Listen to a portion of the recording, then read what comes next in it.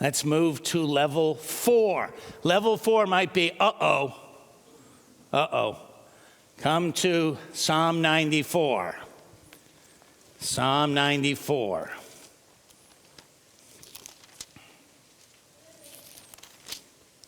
I'll just read verse 12. How's it start?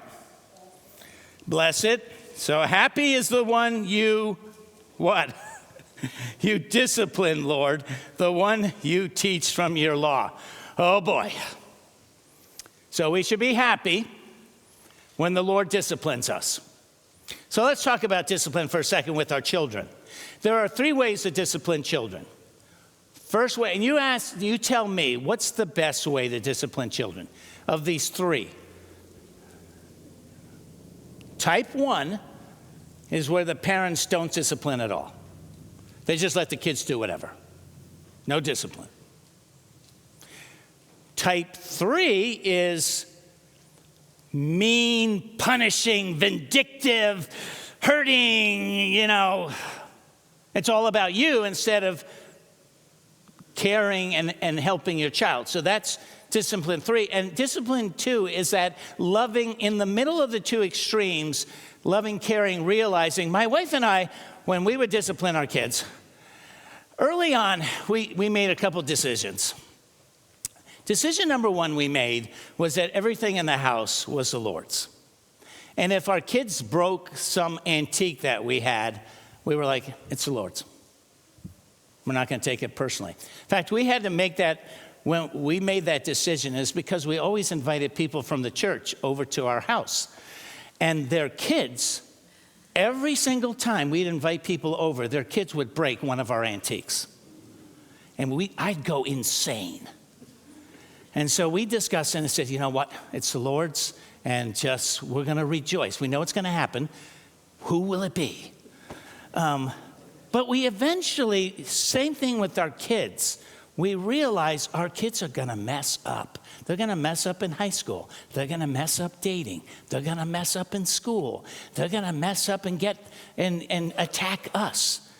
But we began to realize, the Lord's entrusted. The kids are the Lord's. Our stuff is the Lord's. And so it was like, we're not disciplining our kids out of our own anger. We're not disciplining our kids out of, you disgrace me. You talk back to me. We just realized, you know what? They're kids. They're teens. They're growing. Let's love them. And it turns out that it works a whole lot better. God disciplines us, but he knows how to perfectly do it. He knows it's not out of vengeance. How dare you?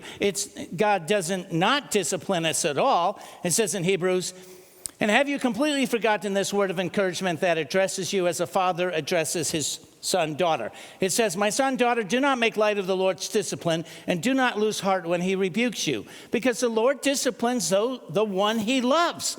When you love someone, you discipline, and he chastens everyone he accepts as his son or daughter. Endure hardship as discipline. God is treating you as his children.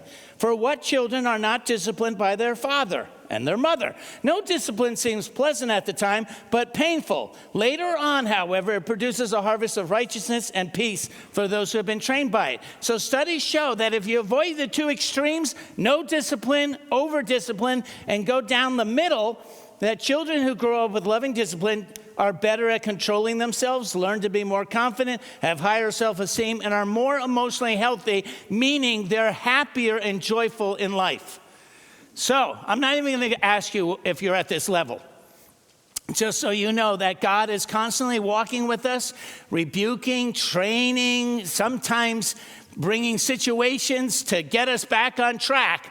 But you need to realize there's a joy and a happiness when you have a loving God who doesn't want you to get yourself into trouble. It's not that God's like doing this to hurt you. He's like, God, I want you to be happy. I want you to, and this is the way to go that leads to joy and happiness in your life.